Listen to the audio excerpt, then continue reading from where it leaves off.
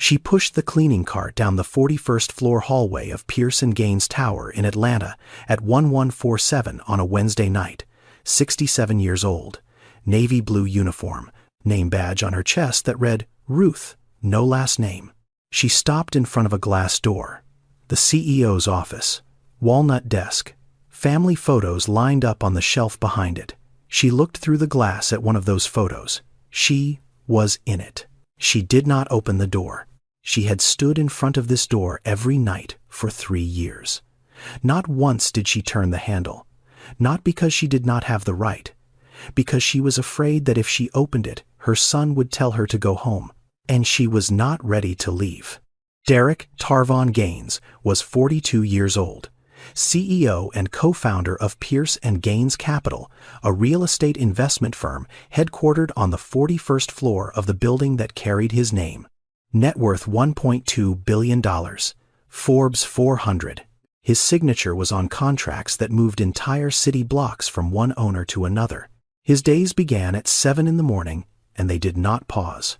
A strategy meeting at 7:15, and a portfolio review at 8:30, and a conference call with investors in London at 9, and a lunch meeting downtown at noon, and a second call with a development partner in Dallas at 2, and a site visit in Midtown at 4, and a dinner with the board at 7, and emails in the back seat of his car on the way home at 9.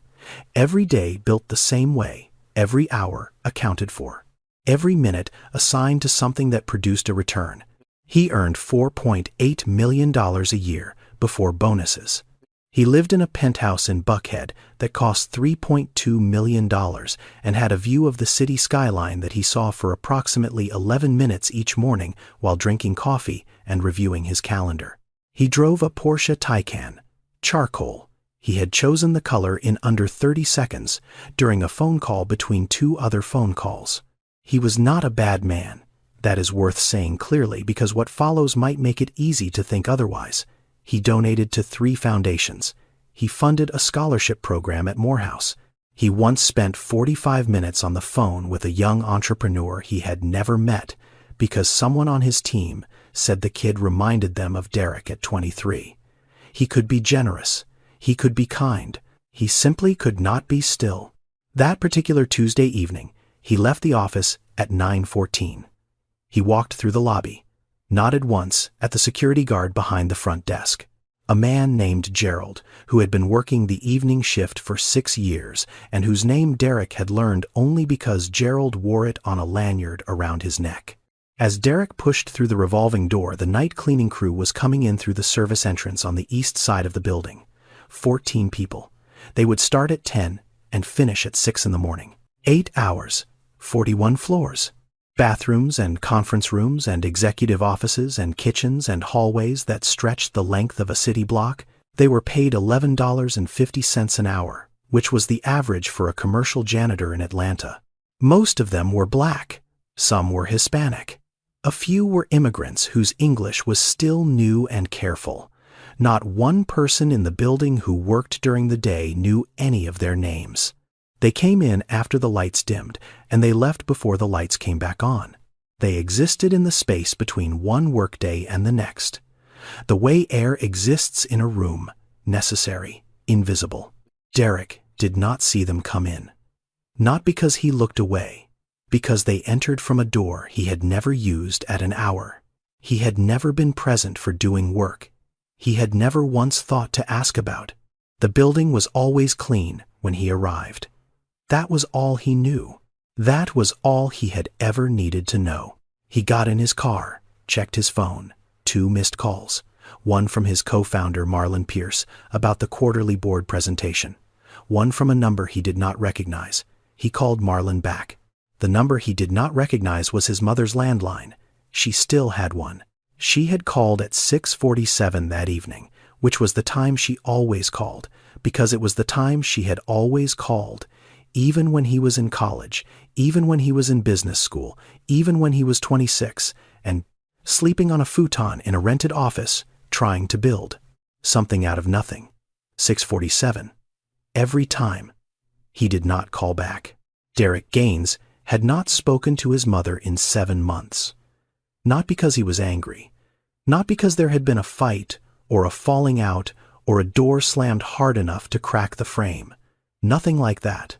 He had simply gotten busy. And then busier.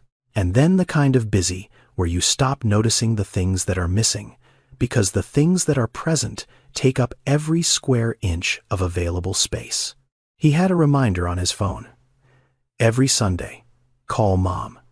He had dismissed it 31 consecutive times. Each time he told himself next week. 31 next weeks is 7 months.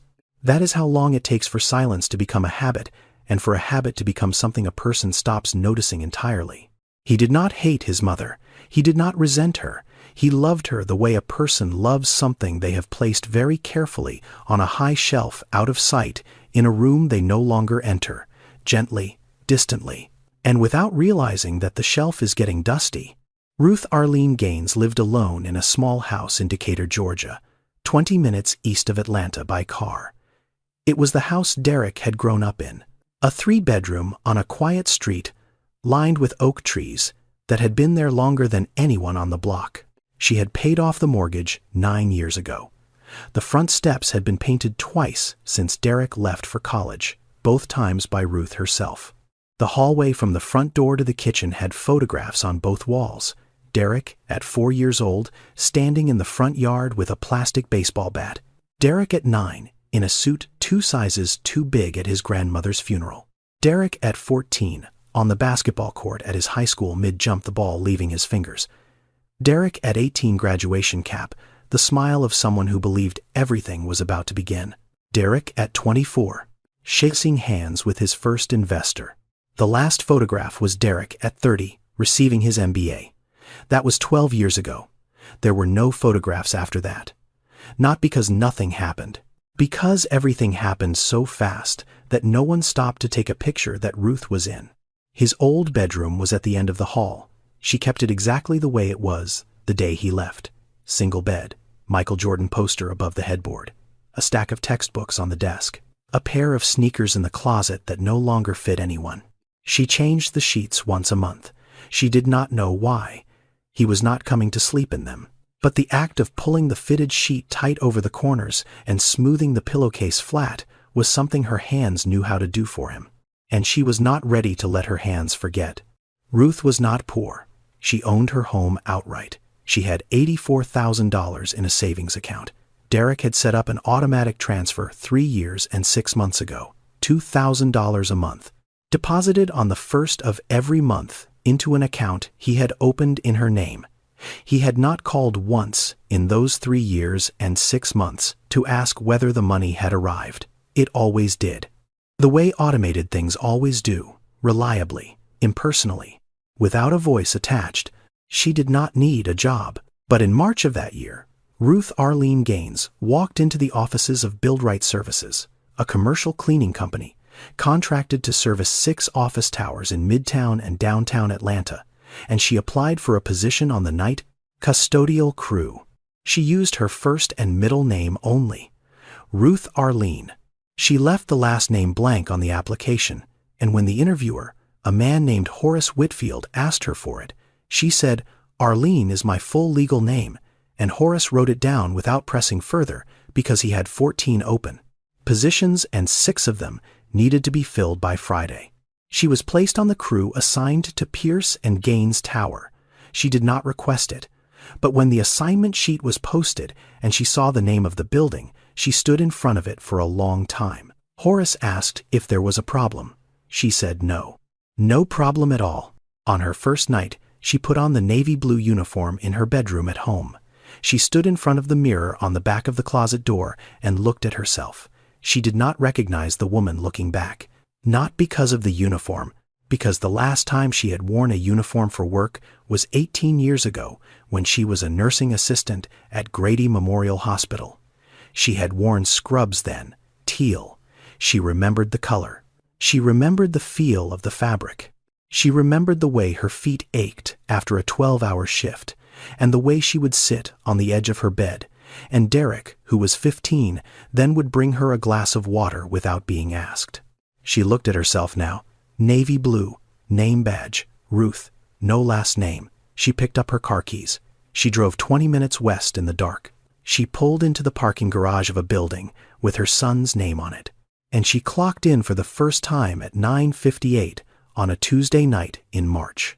The elevator opened on the 41st floor, and Ruth stepped out pushing a cleaning cart. The hallway was dark. Then the motion sensor lights flickered on one panel at a time, triggered by her movement. She was the only reason those lights turned on at this hour. The only body in the building that made this floor come alive after midnight. She started with the large conference room. 12 leather chairs around a long table. A whiteboard on the far wall still covered in notes from the afternoon. Someone had written Q3 strategy across the top in red marker and drawn arrows connecting boxes she did not understand. She wiped the table. She emptied the trash can. She straightened the chairs. She did not erase the whiteboard. That was not her job. The pantry next. 3 coffee mugs sitting unwashed in the sink. A half-eaten salad in a plastic container with a fork still in it. A protein bar wrapper on the counter. She cleaned all of it. She wiped the counter until it was dry. She replaced the trash bag. The executive restroom. She scrubbed the sink and the mirror and the floor tiles on her knees. The tiles were Italian marble. She did not know that. She only knew they were cold under her palms. Then she reached the end of the hallway. The glass door. The corner office. The name on the door was not written anywhere. It did not need to be. Everyone who worked on this floor knew whose office it was. She looked through the glass, walnut desk, bookshelves behind it, a row of photographs on the shelf, Derek shaking hands with the governor of Georgia, Derek on the cover of a business magazine, Derek at a podium giving a speech, and in the far corner of the shelf, smaller than the others in a simple black frame, a photograph of a woman holding a boy. The boy was 3 years old. The woman was smiling. That photograph was the smallest one on the shelf, but it was there. She opened the door. She emptied the trash can. A protein bar wrapper, a crumpled sticky note, a business card from someone whose name she did not recognize. She wiped the desk. She vacuumed the rug. She cleaned the way she had cleaned everything in her life, thoroughly, without rushing, without complaints. She reached into the trash can one more time. A piece of paper she had missed. A yellow sticky note crumpled into a ball. She smoothed it open. Handwriting. She recognized it immediately. She had known this handwriting since it was the alphabet written in pencil in a first-grade workbook. The letters were different now. Sharper. More confident. But the way the T was crossed slightly too high, and the way the Y dropped below the line with a small curl at the bottom, that had not changed. She folded the note. She put it in the pocket of her uniform. She did not read what it said. That was not why she took it. She finished cleaning the office. She turned off the light. She closed the glass door behind her. She had not come here to be sad. She had come here to be close. 3 years. That is how long Ruth cleaned the 41st floor of her son's building.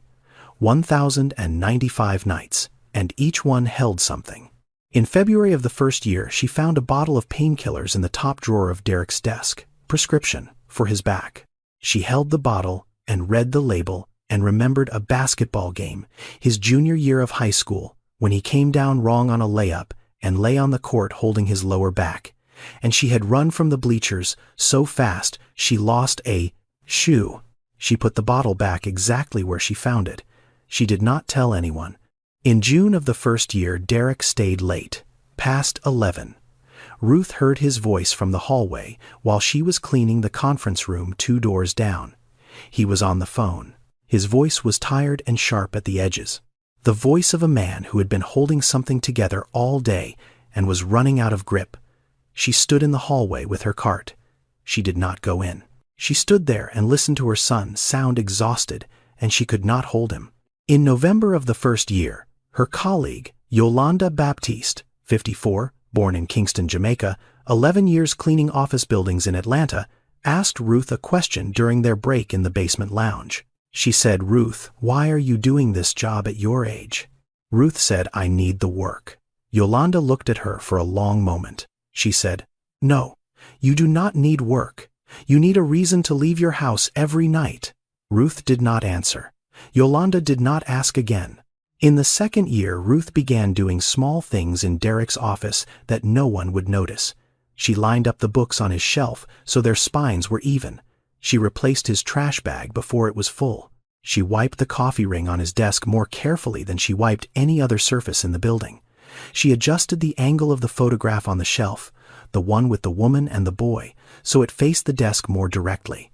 Small things? The kind of care that leaves no fingerprint. Derek never noticed. He never wondered who did it.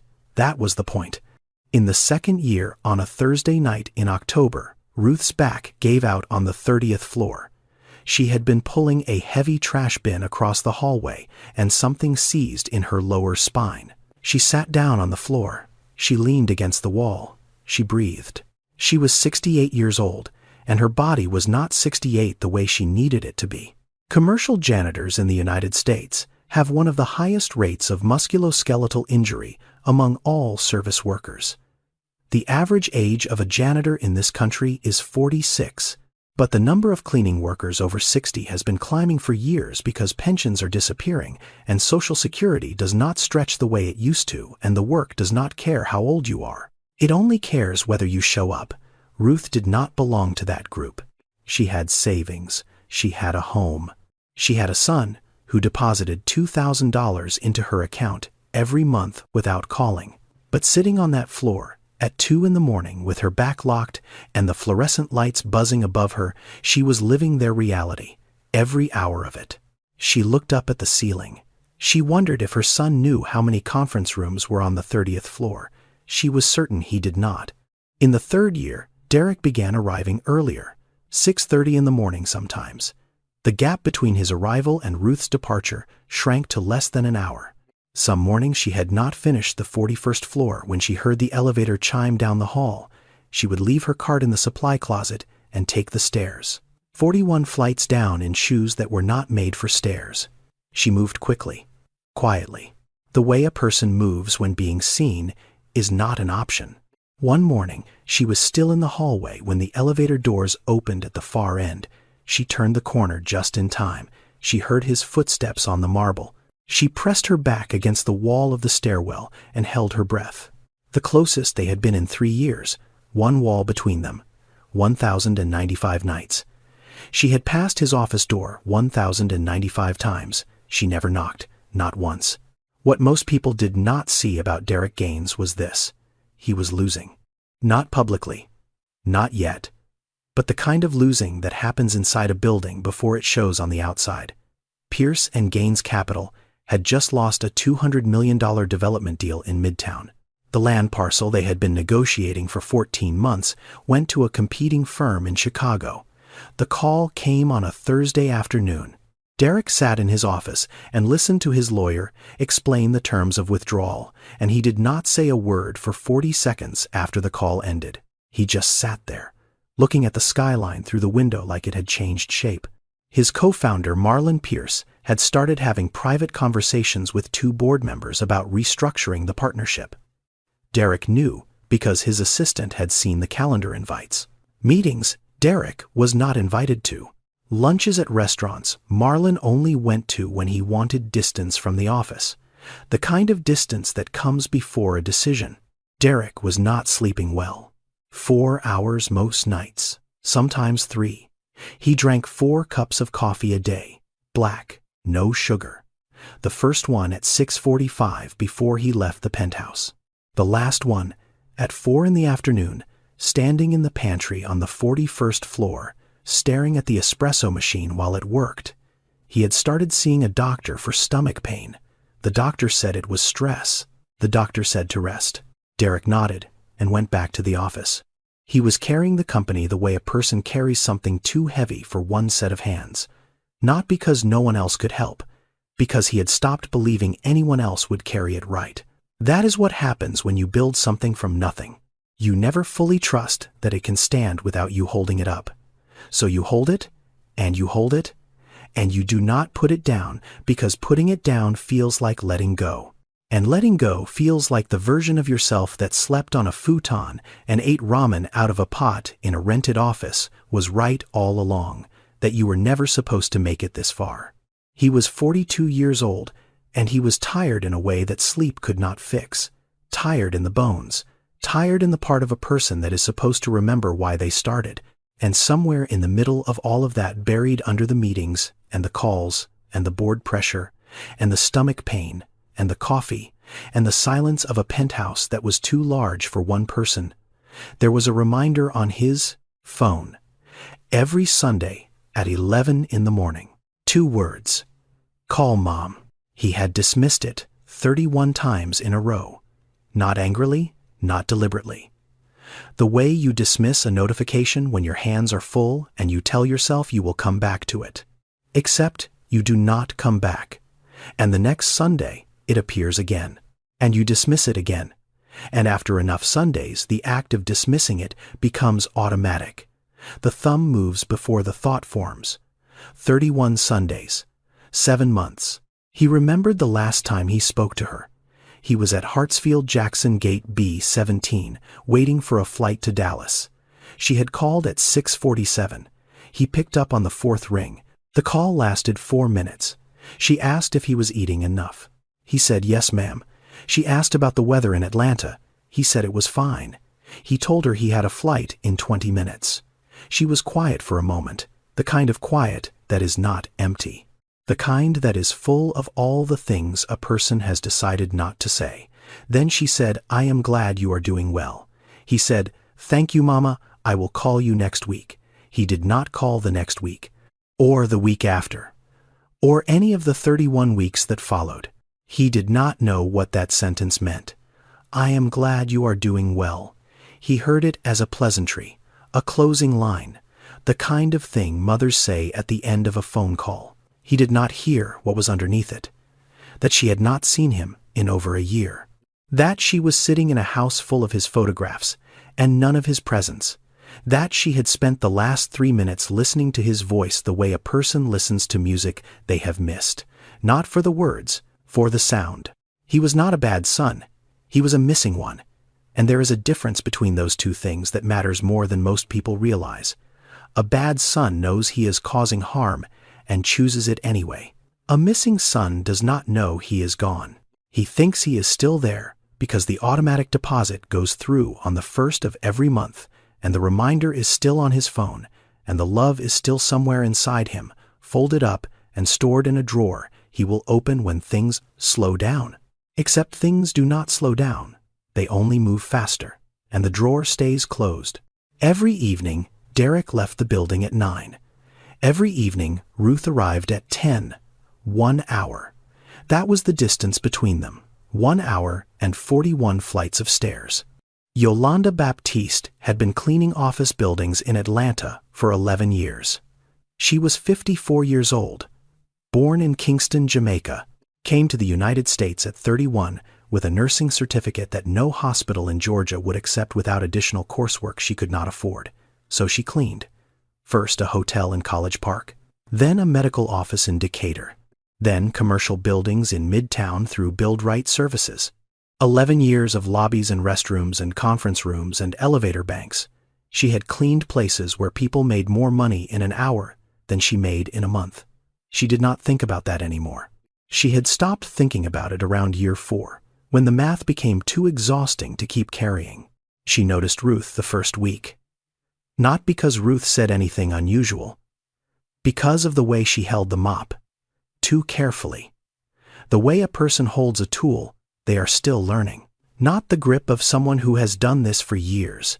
The grip of someone whose hands were trained for something else. Yolanda watched her for months. She watched the way Ruth talked, measured, clear, the vocabulary of someone who had spent time in professional settings. She watched the way Ruth moved through the building. Most of the crew moved fast. Get in, get done, get home. Ruth moved differently on the 41st floor. She slowed down. She spent more time there than on any other floor. She cleaned the corner office at the end of the hall with a kind of attention that went beyond thoroughness. It was something closer to tenderness. 14 months in, Yolanda asked. They were in the basement break room. 2 plastic chairs, a microwave that smelled like last night's soup. Yolanda was eating a sandwich she had packed that morning. Ruth was sitting with a cup of tea, not drinking it, just holding it. Yolanda said, "Ruth, can I ask you something?" Ruth looked at her. Yolanda said, "Why do you clean the 41st floor the way you do?" Ruth said, "I just want to do it right." Yolanda put down her sandwich. She said, "I have cleaned this building for 6 years. I have seen every janitor who has ever been assigned to the executive floor. Not one of them cleaned it the way you clean it. You clean that floor like it is your house." Ruth did not answer. She looked down at the tea in her hands.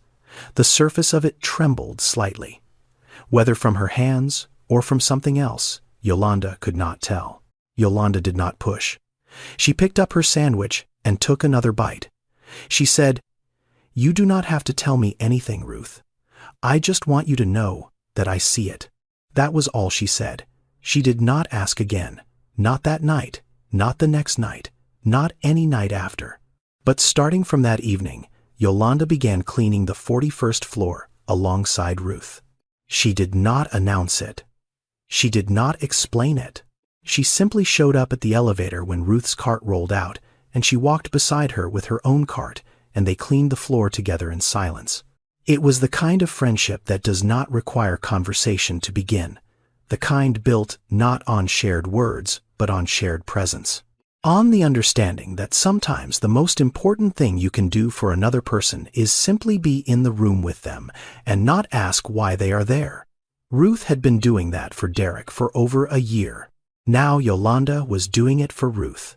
2 years and 8 months into Ruth's time at Pierce & Gaines Tower, she missed a shift for the first time. Not once in 32 months had she been absent, not for weather, not for holidays. Not for the night her kitchen faucet broke, and she had to put a bucket under the sink and leave it dripping until morning. She showed up every single night because showing up was the entire point. But on a Tuesday in November, she woke up with a fever of 101 degrees. Her body ached in places she did not know could ache. She tried to stand. She made it to the bathroom. She looked at herself in the mirror and knew she could not drive 20 minutes on the interstate in the dark, not tonight. She lay back down. She looked at the clock on the nightstand. 10:14. The crew was already inside the building.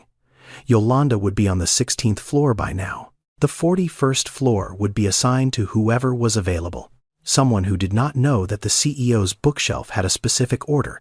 Someone who would empty the trash and move on. Someone who would not check the top drawer for the pill bottle or wipe the coffee ring from the same spot on the desk where it always appeared. She lay there and thought about the trash can in Derek's office, filling up through the night and still being full when he arrived in the morning. She thought about the coffee stain. She thought about the books shifting out of alignment. These were small things. They should not have mattered. But they mattered to her the way only invisible things can matter to the person who has made them invisible on purpose. She closed her eyes. The fever made the room soft at the edges. She slept. The next morning, Derek walked into his office at 7:22. He sat down. He opened his laptop. He looked up. Something was different. He could not name it. The trash can was fuller than usual. The desk had a faint ring near the left edge where his coffee mug sat every afternoon. The books on the shelf behind him were slightly uneven, one spine tilted to the right. He did not think my office was not cleaned properly. He thought something feels off. The way a person notices a change in temperature before they notice the window is open. He picked up his phone and called building management. He said, "My office was not cleaned last night. Can you make sure that does not happen again?" The building manager apologized, said he would follow up with the cleaning contractor. Derek said thank you and hung up. He forgot about it within 5 minutes. He had a call at 7:45. He did not know that the reason his office was not cleaned was that his mother was lying in a bed in Decatur with a fever thinking about his trash can. He did not know that the woman who cleaned his office every night had not missed a single shift in nearly 3 years. He did not know that missing this one had bothered her more than the fever itself. Ruth came back the next night. Her temperature was 99.4, not fully recovered, but she was there. She cleaned the 41st floor the way she always cleaned it, carefully, completely, without anyone knowing she had ever been gone. 3 weeks after Ruth's absence, Derek stayed in his office past midnight for the first time in 2 years. A deal had resurfaced. An investor group in Seoul wanted to discuss terms. The call was scheduled for 1 in the morning Atlanta time. His assistant had offered to set up a conference line from the penthouse. Derek said no. He would stay at the office. He wanted the files in front of him. He wanted the whiteboard. He wanted to be in the room where he did his thinking. At 11:30, he was sitting at his desk, reviewing projections, when he heard something in the hallway. A sound he had never heard before in this building at this hour. The soft squeak of rubber wheels on marble. The faint clatter of spray bottles in a plastic caddy. The sound of someone working. He looked up from his screen. Through the glass wall of his office down the hallway, he saw a figure, a woman, pushing a cleaning cart toward the elevator at the far end of the floor. Her back was to him. Navy blue uniform. Short gray hair. She moved at a steady pace. Not fast, not slow. The pace of someone who knew exactly where they were going and had been going there for a long time. He watched her for maybe 4 seconds. 5 at most. Then the elevator doors opened, and she stepped inside, and the doors closed, and the hallway was empty again. Derek sat still. Something had moved through him. Not recognition. Something before recognition. The way your body remembers a smell before your mind can name it. The way your chest tightens when a song plays that you have not heard in years, and you cannot remember the title, but your hands remember the feeling of hearing it. It was in the walk. Something about the way she carried herself. The angle of her shoulders. The particular steadiness of her stride. It was familiar in a way that lived below language, below thought. In the place where the body stores the people it has loved the longest. He shook his head slightly. He looked back at his screen. The numbers were still there. The call was in 90 minutes. He had work to do. The next morning, he called his assistant into his office. He said, "Who cleans this floor at night?" His assistant said, "The cleaning company, sir. Build Right Services.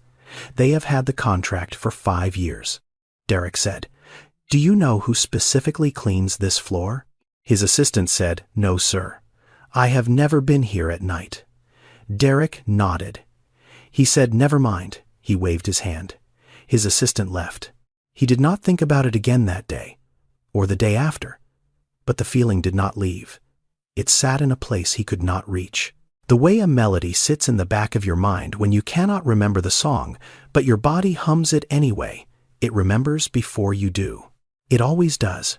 Horace Whitfield called Ruth into the break room on a Thursday night in September. The break room was in the basement. 2 plastic chairs, a microwave from a decade ago with a cracked handle that no one had replaced. A row of metal lockers along the wall, most of them dented at the corners. A bulletin board above the microwave with the shift schedule pinned to it and a laminated sheet of OSHA safety guidelines that had started to yellow at the edges. Horace was 61 years old, former Army. 14 years managing night custodial crews for Build Right Services across 3 buildings in Midtown Atlanta. He had hired hundreds of people in that time. He had watched most of them leave. Some lasted a few weeks. Some lasted a few months. The ones who stayed longer than a year were either desperate for the paycheck or carrying something they needed the work to hold in place. Build Right Services was what is known in the industry as a third-party facilities contractor. The building did not hire its janitors. The building hired Build Right. Build Right hired the janitors. This meant that every person on the night crew technically worked for a company that most tenants of the building had never heard of. They wore Build Right badges. They were paid by Build Right. They received no benefits from the building and no health care from Build Right. If they were injured, the claim went to Build Right's insurance, not the building's. If they were fired, the building did not notice.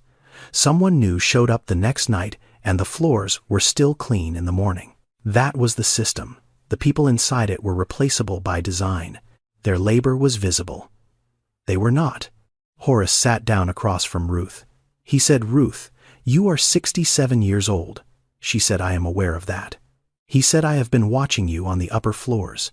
You are working 41 levels every night. That is a lot of ground for anyone, let alone someone your age.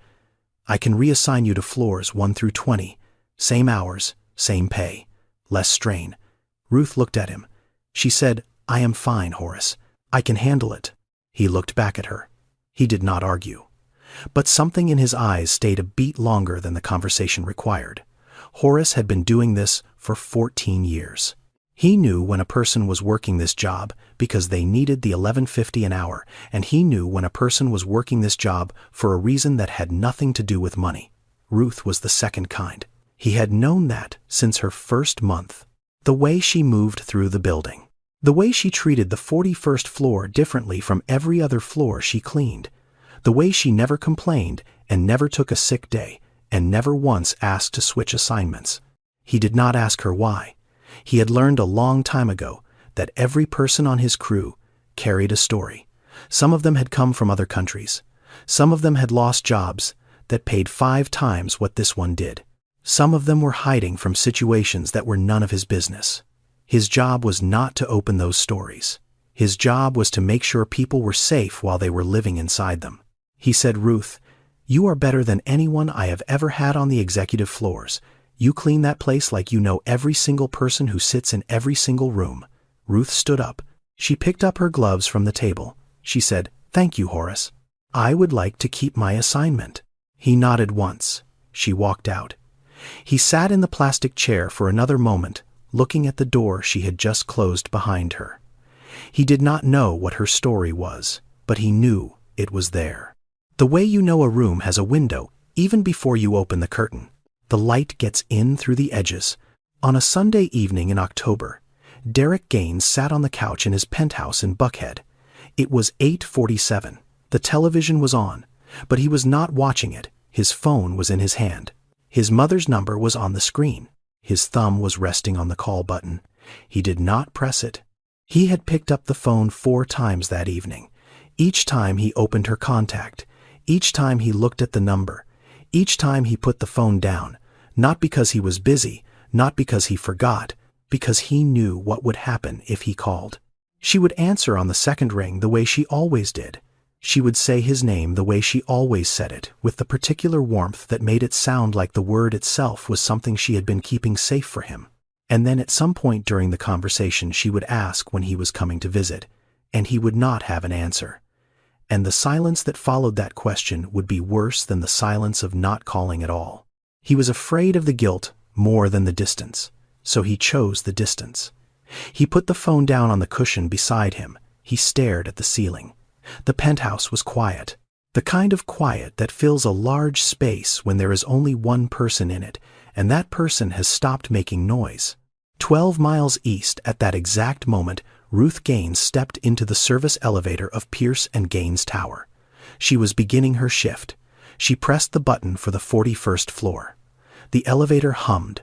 She took her phone out of her pocket. The home screen lit up. The wallpaper was a photograph of Derek, taken at a family dinner 6 years ago. He was laughing at something she had said. She could not remember what it was anymore, but she remembered the laugh. She looked at the photograph for a moment. Then she put the phone back in her pocket. The elevator doors opened. She pushed her cart out into the dark hallway. 2 people thinking about each other at the same time. 12 miles apart, neither one speaking. Some distances are measured in miles. Some are measured in the words that no one says. Night 1091, 4 nights before the end. Ruth was cleaning the executive restroom on the 41st floor. The Italian marble, the same tiles she had scrubbed on her knees every night for nearly 3 years. She was working near the far wall where the floor met the base of the sink when her left foot slipped on the wet surface.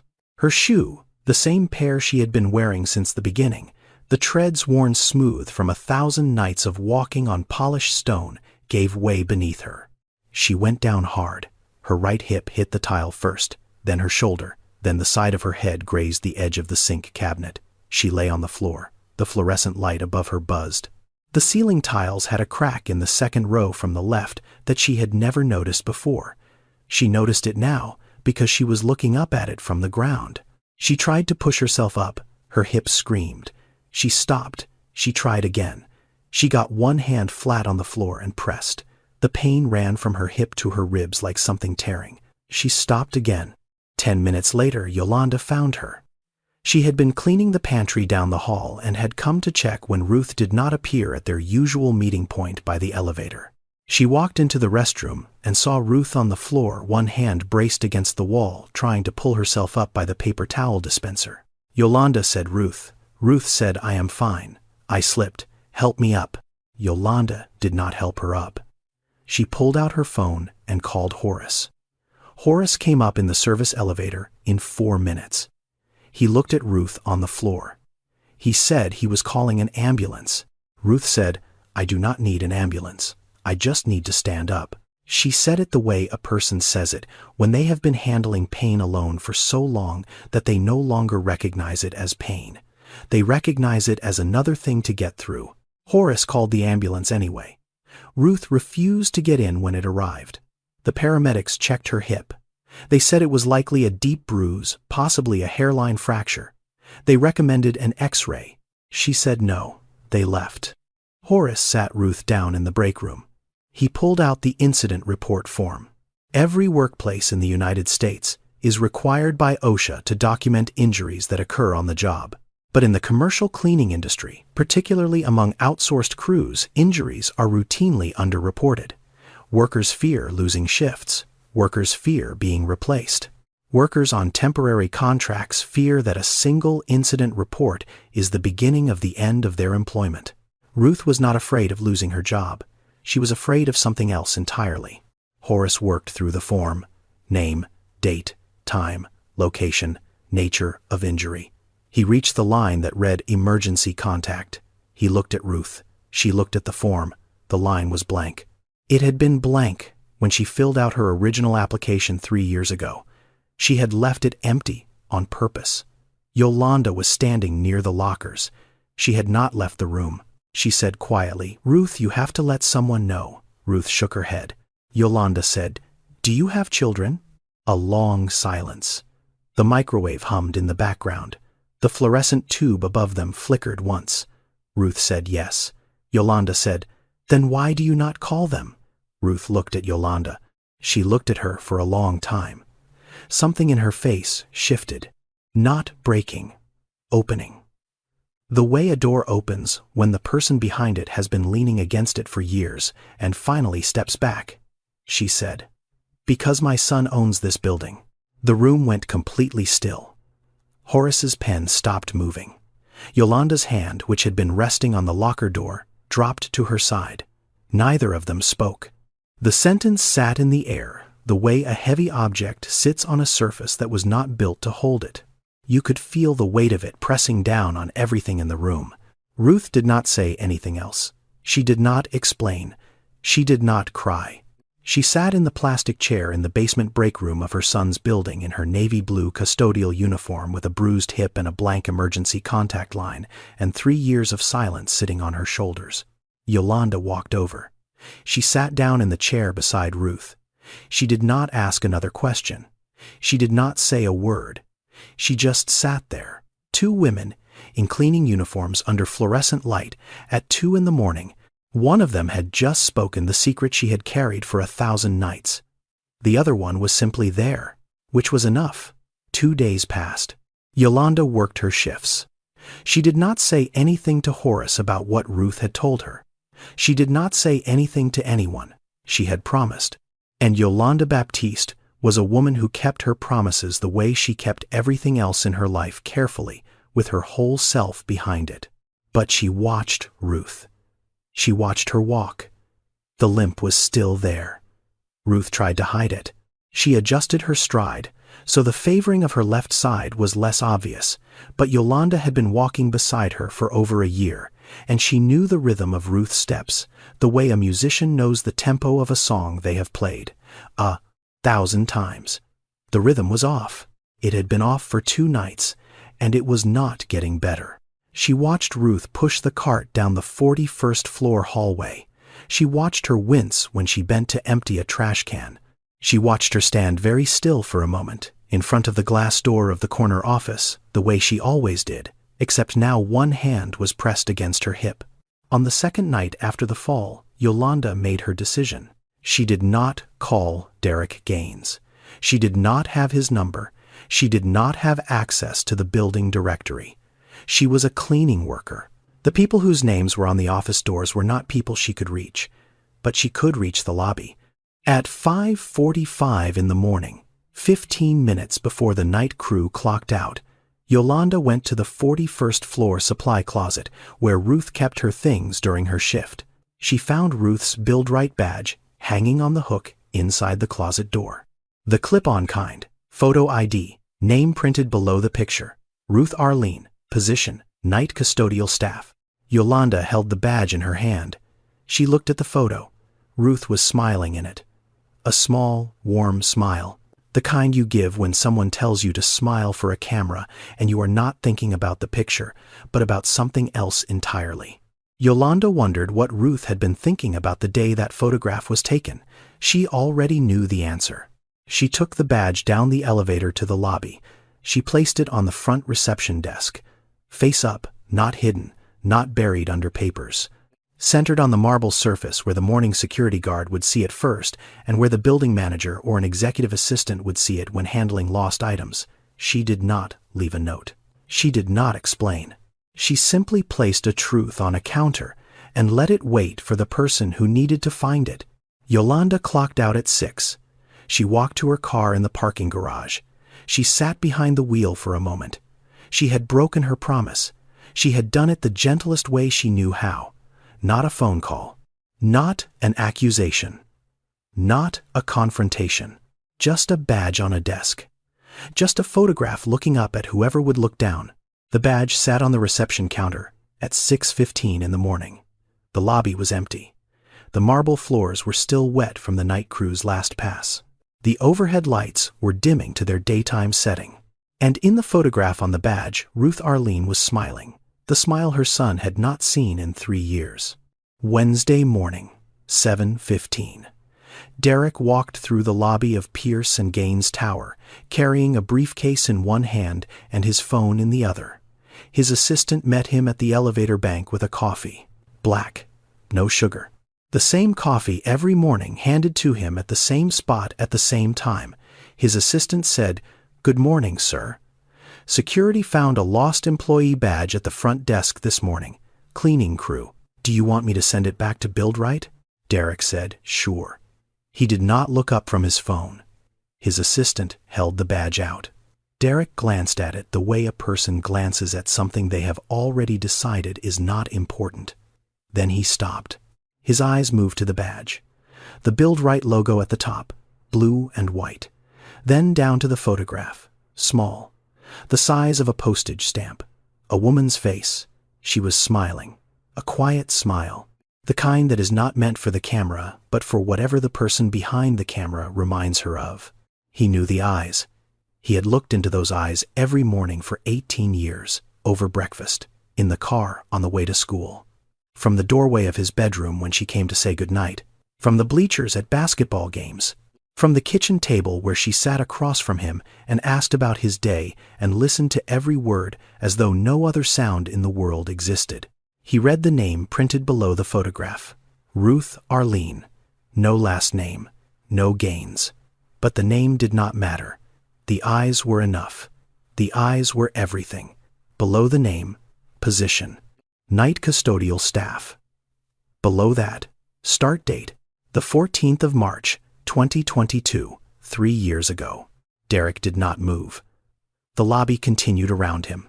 Employees walking through the turnstiles. Elevator doors opening and closing. Someone behind him said, "Good morning, Mr. Gaines."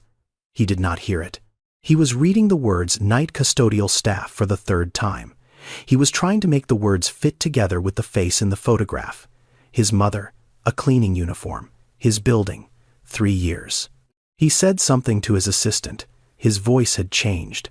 Not louder, not softer, shifted.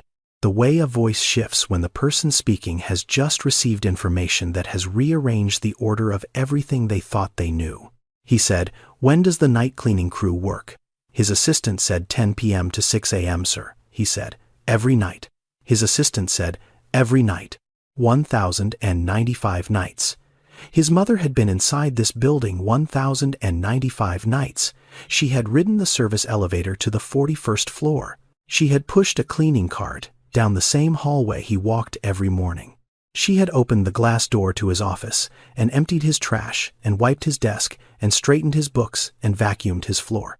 She had stood in front of his photographs and looked at his face the way she had always looked at his face, with the full and steady attention of a woman who had never stopped watching over him, not even when he stopped looking back.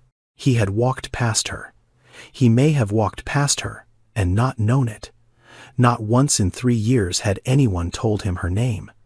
Not once had he asked. He turned toward the elevator. Then he stopped. His legs did not hold. He took one step sideways, and his back found the wall, and he slid down it, slowly. The way a building settles when something in its foundation has shifted. His knees came up. His head dropped forward. The badge was still in his right hand, pressed against his chest, held there the way you hold something that has just broken you open. He was sitting on the marble floor, the floor his mother had cleaned, the floor she had been on her knees scrubbing while he slept in a penthouse 12 miles away. Everything he had built in the last 15 years, every deal and every number and every name on every building, all of it felt exactly the same as it had felt 5 minutes ago, and completely different at the same time. The way a room feels different after someone tells you that a person you love was standing in it all along and you never turned around. His assistant was beside him. He said, "Mr. Gaines, are you okay?" Derek looked up. His eyes were dry. Not because he was holding it together, because the thing that was happening inside him had not reached his eyes yet. It was still in his chest, still moving through him, still becoming what it was going to become. He said 2 words, "Find her." Derek was in his office 20 minutes later. The door was closed. He called Build Right Services. He asked for the operations manager. A woman named Patricia answered. He told her he needed information about an employee, Ruth Arlene, night custodial staff, assigned to Pierce and Gaines Tower. Patricia confirmed. Ruth Arlene, 67 years old. Hired March 2022. Night shift. Responsible for floors 35 through 41. Attendance record. Perfect. Not one absence in 3 years. No complaints filed. No disciplinary issues. Performance rating, exceptional. One of the best they had ever had on any executive floor in any building in their entire portfolio. Derek asked for her home address. Patricia said she could not release personal employee information. Company policy. Derek said, "That woman is my mother." Silence on the other end. A long silence. The kind that happens when a person is trying to process a sentence that does not fit any category they have been trained to respond to. Patricia said, "Sir, she listed no emergency contact on her file." That sentence landed harder than anything else. Harder than the badge, harder than the start date. His mother had worked in his building for 3 years, and she had left the emergency contact line blank. Because if she had written his name, someone would have called him. And if someone had called him, the secret would have ended, and she was not ready for it to end. She had chosen to work without a safety net rather than risk being found. He hung up the phone. He stood. He picked up his car keys from the desk. He walked out of the office and past his assistant and into the elevator and through the lobby and into the parking garage. He got in his car. He drove east on I-20, out of Midtown, past the new developments and the cranes and the glass towers, into the neighborhoods that got older as the highway stretched, smaller buildings, narrower streets, hand-painted signs on corner stores, porches with people sitting on them in the afternoon. The part of Atlanta that had not been redesigned.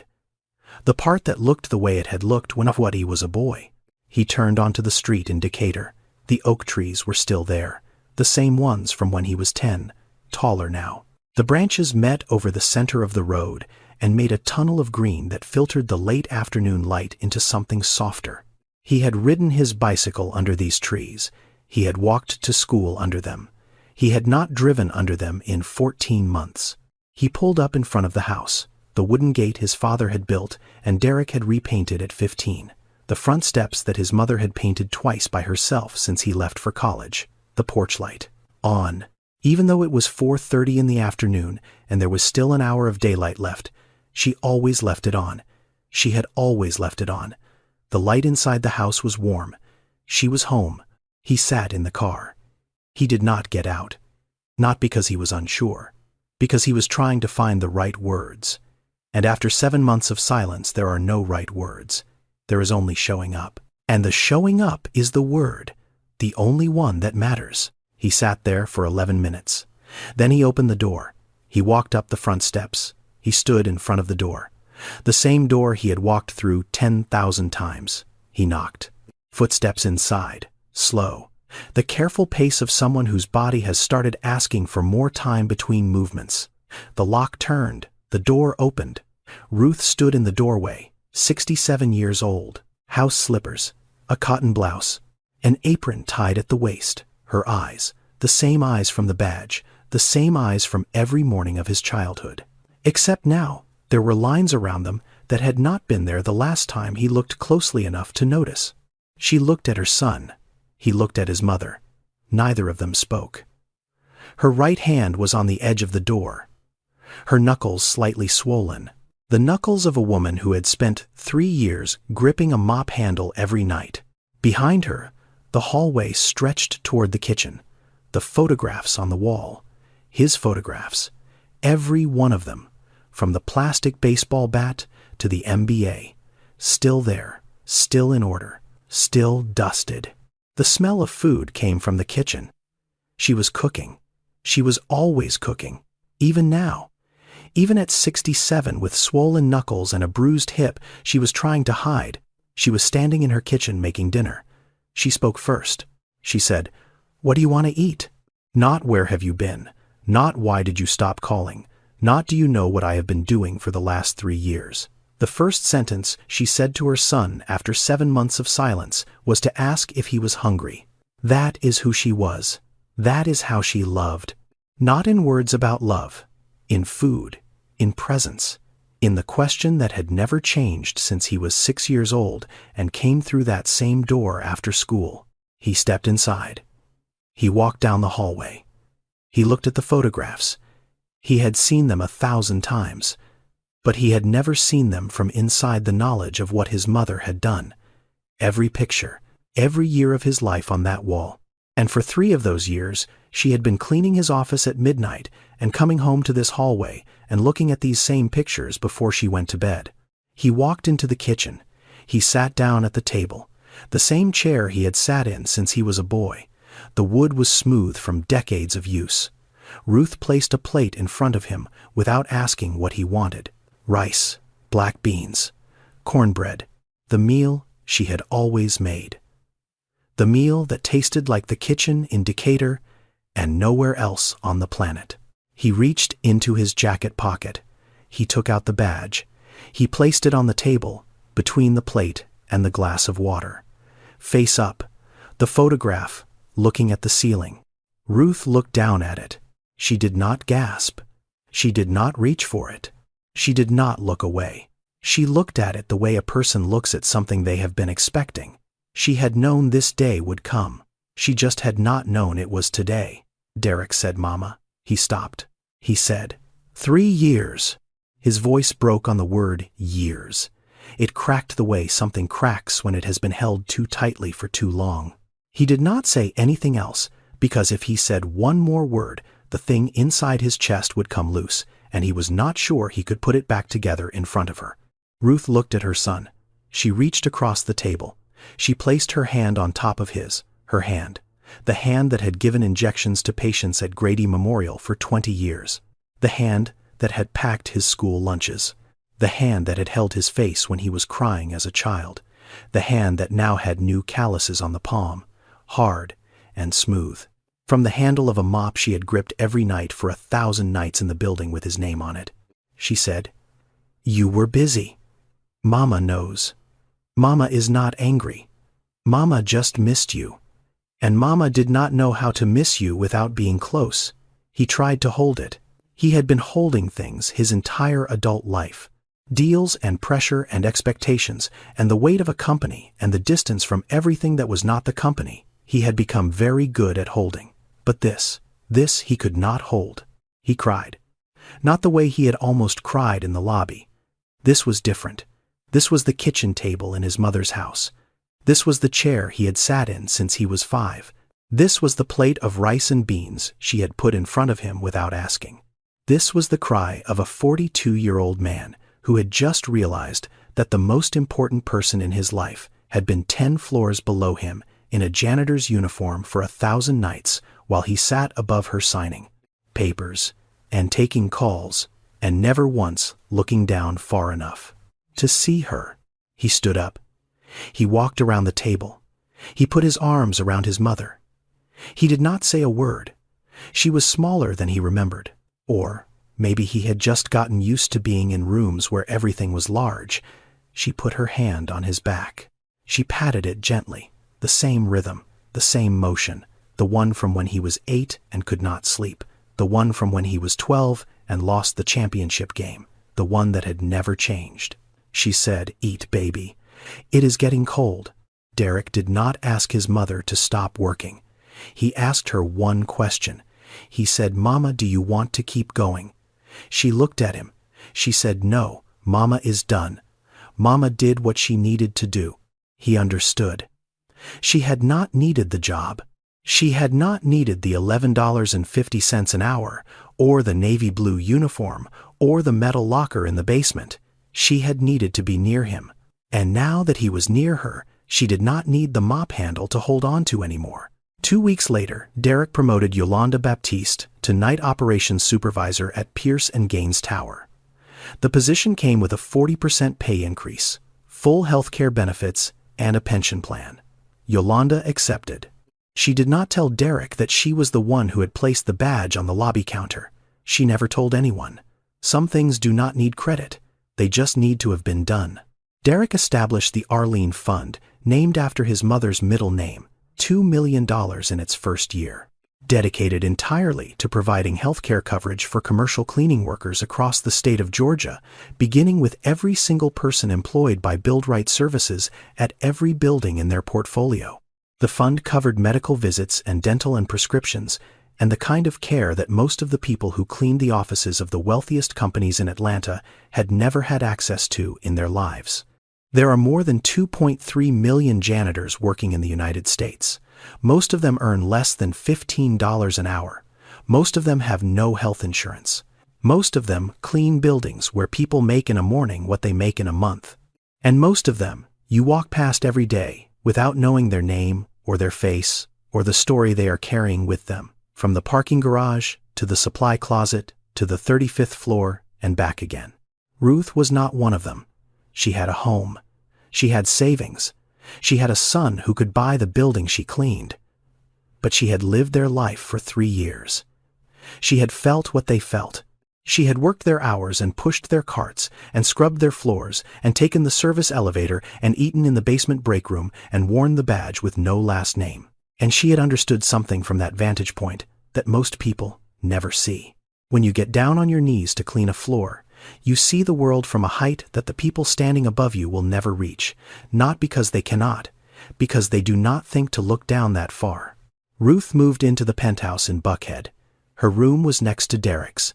She brought the chipped blue mug from the kitchen in Decatur, and the apron she had been wearing for 15 years, and the framed photograph from the hallway of Derek at 4 with the plastic baseball bat. She put it on the shelf in her new room, right next to the window. Every evening before she went to bed, she cooked dinner. She put it on the kitchen counter, covered it with a cloth. No matter what time Derek came home, the food was there. Warm if he was early, room temperature if he was late, but always there, always covered, always waiting.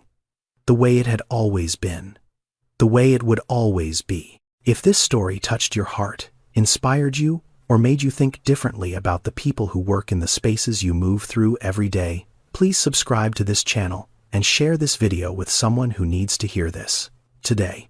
Because the truth is, people forget who cleaned their floors. People forget who cooked their meals. People forget who stayed when everyone else was too busy to notice. But the ones who were forgotten, they never forgot you. Not for a single night. Ruth scrubbed 41 floors because she missed her son. Derek built a building with his name on it and did not notice his mother was inside it, and in the end the distance between them was never about miles. It was about paying attention. It was about looking down. It was about remembering that the people who love you the most are often the ones who make the least noise about it. Subscribe now and turn on notifications so you never miss another story like this one. And leave a comment telling us, was Ruth right to hide for 3 years? Or should she have spoken up? And when was the last time you called the person who raised you? Until next time, look around, look down, look closer. The people who matter most might already be there. You just have not seen them yet.